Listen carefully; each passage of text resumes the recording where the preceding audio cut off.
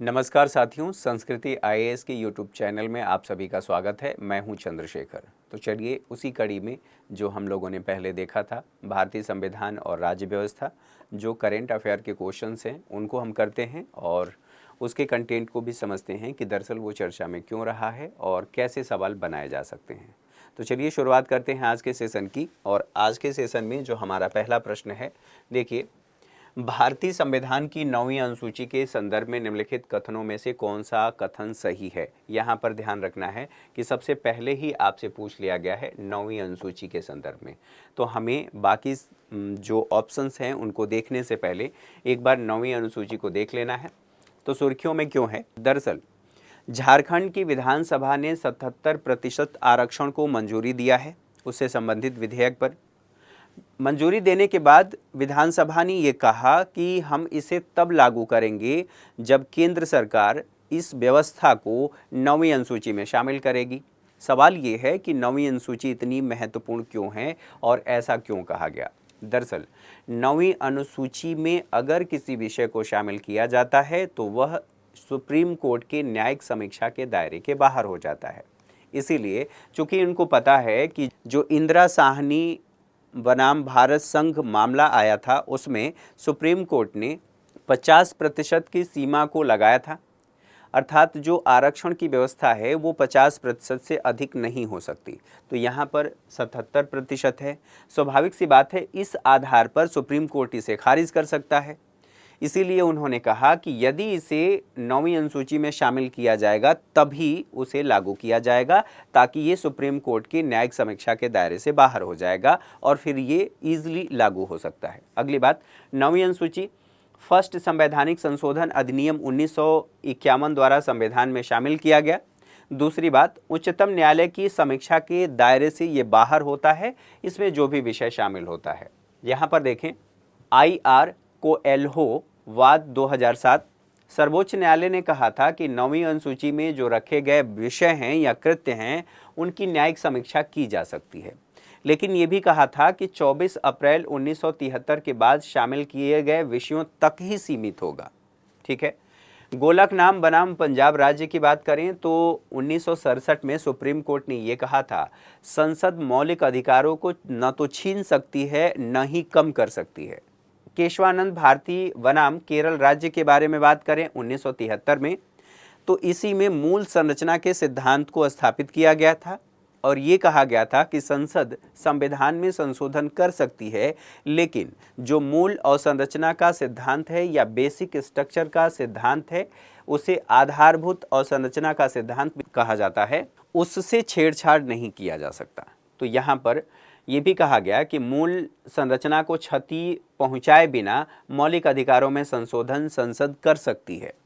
9वीं अनुसूची में शामिल विषय संविधान के अनुच्छेद 13B के तहत इनको संरक्षण प्राप्त है और उसमें उसका दायरा यहाँ तक नहीं आता है, अर्थात सुप्रीम कोर्ट का दायरा यहाँ तक नहीं आता है। तो इससे संबंधित बातों को हम लोगों ने देख लिया। अब बात कर लेते हैं दोबारा से अपने प्रश्न की। इसे प्रथम संवैधानिक संशोधन अधिनियम द्वारा संविधान में शामिल किया गया था।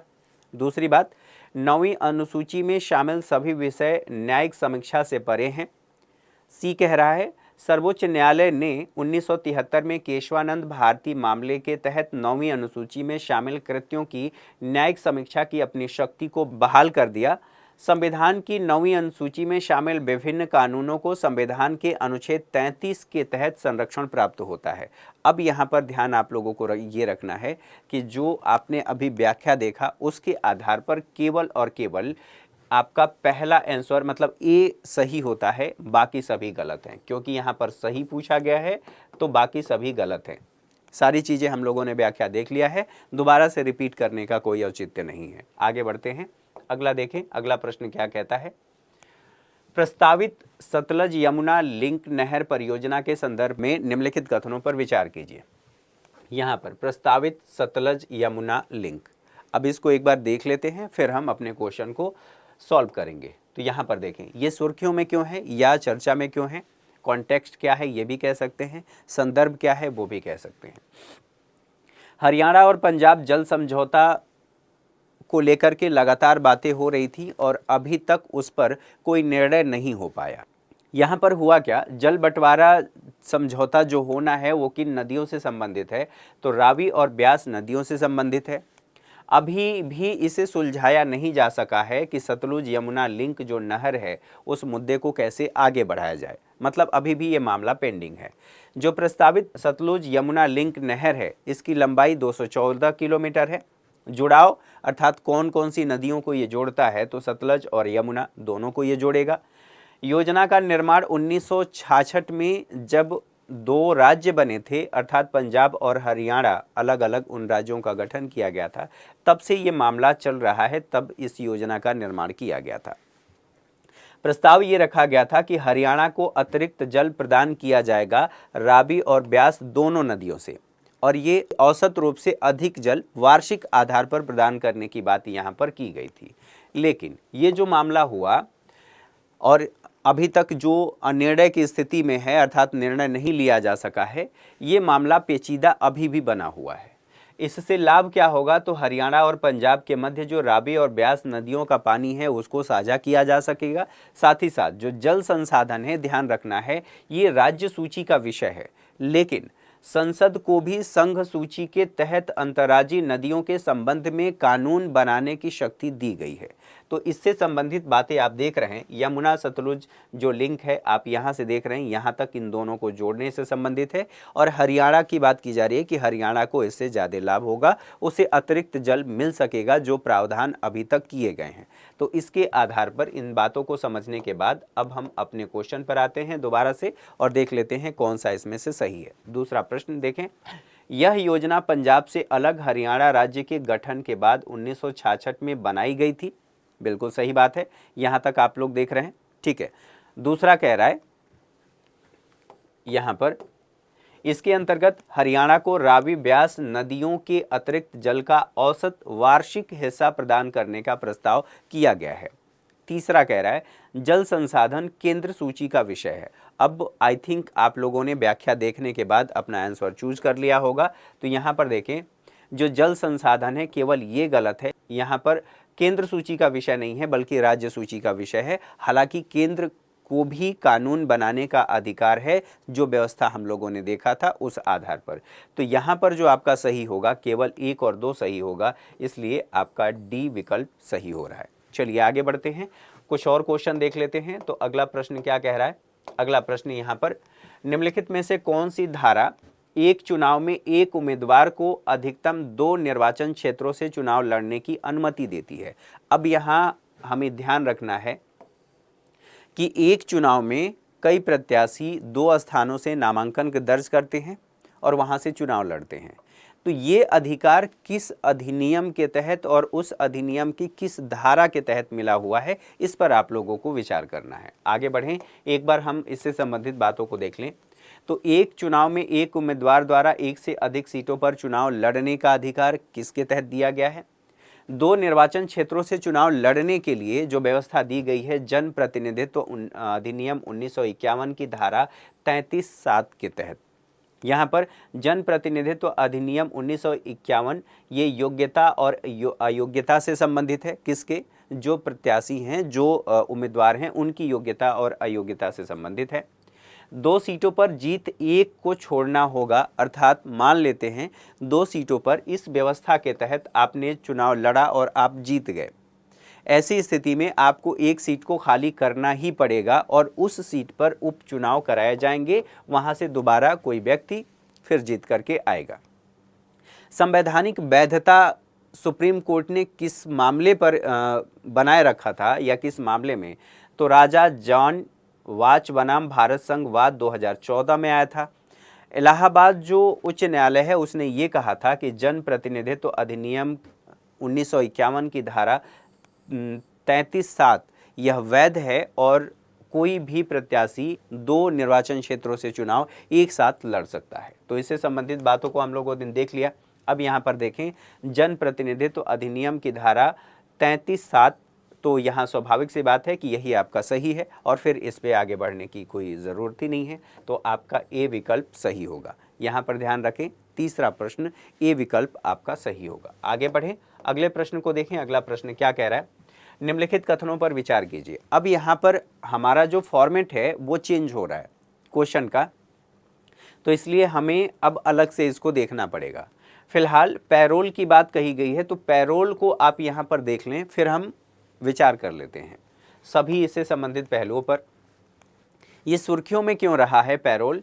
तो NCRB, national crime record bureau की बात की जा रही है। इसने अपनी एक रिपोर्ट जारी की है, और रिपोर्ट अर्थात भारत में कारागार सांख्यिकी रिपोर्ट 2021, और इस रिपोर्ट में कुछ खास बातें बताई गई हैं जो कि हमेशा ही बताया जाता है, कुछ नया नहीं है। बहरहाल मतलब नया डेटा हो सकता है, रिपोर्ट जारी किया जाता है।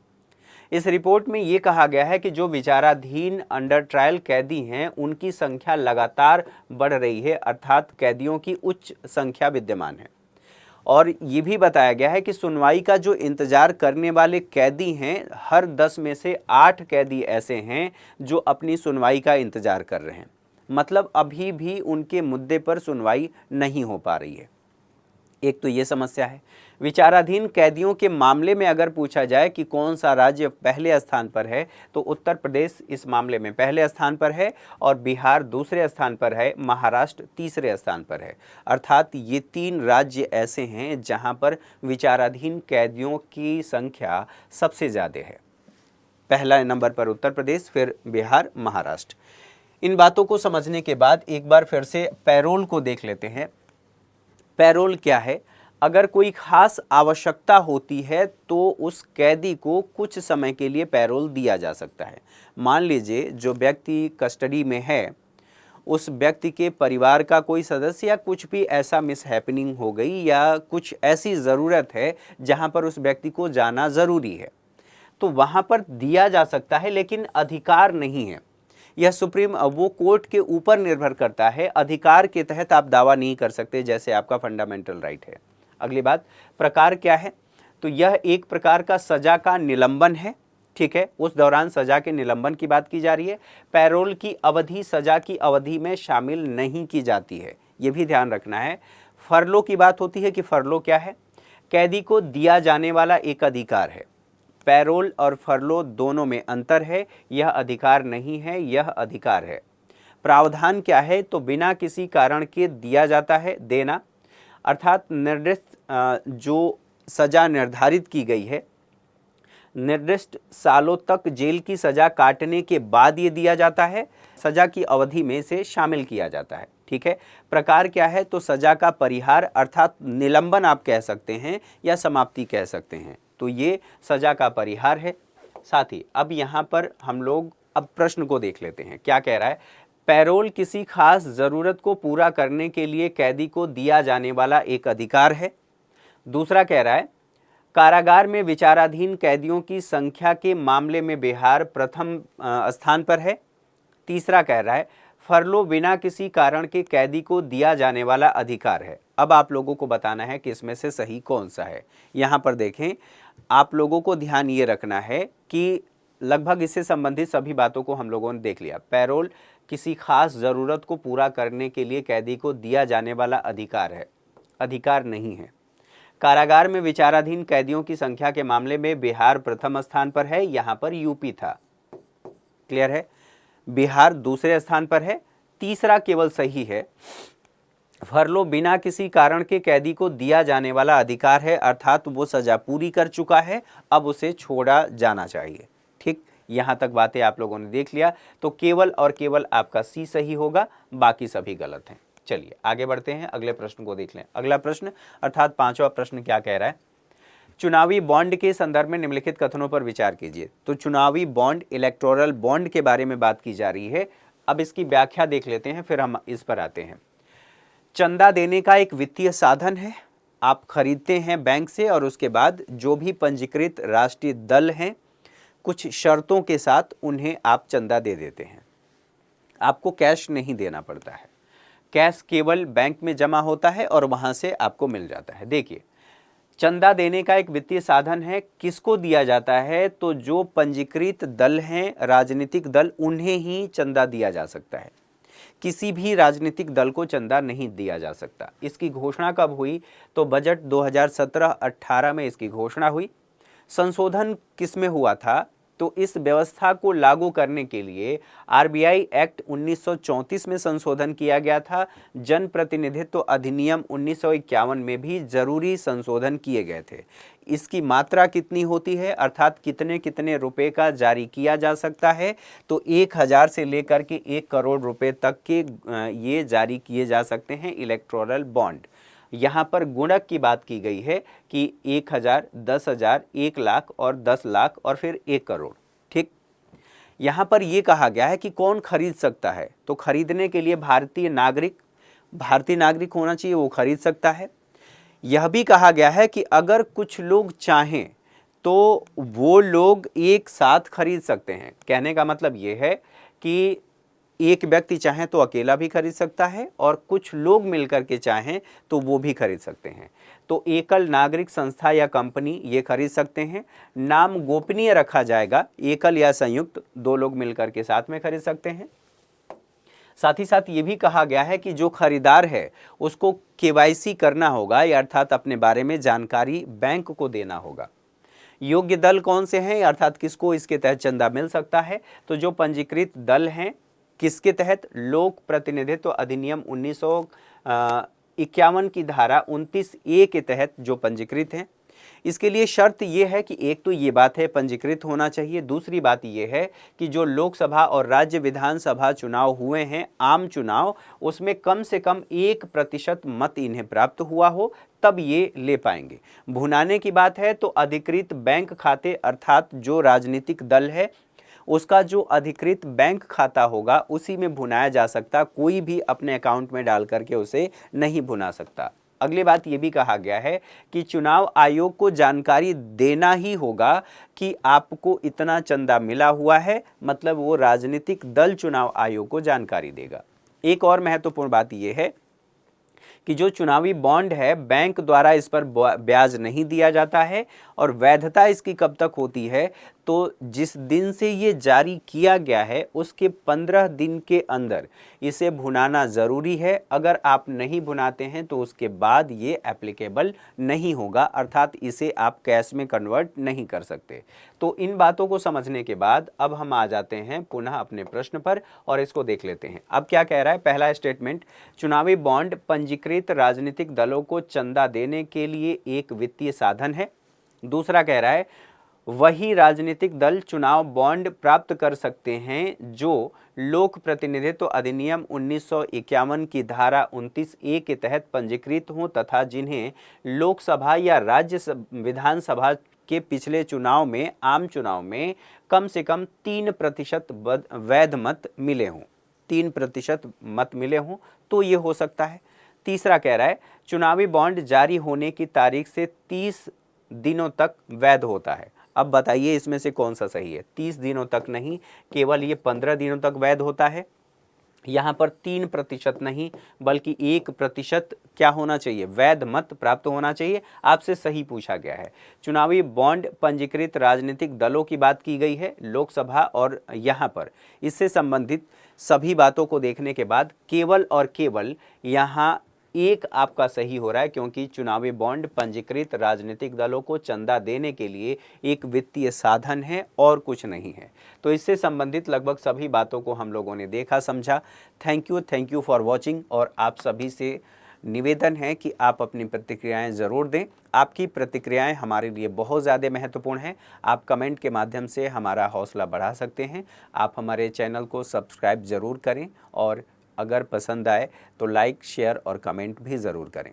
Thank you very much.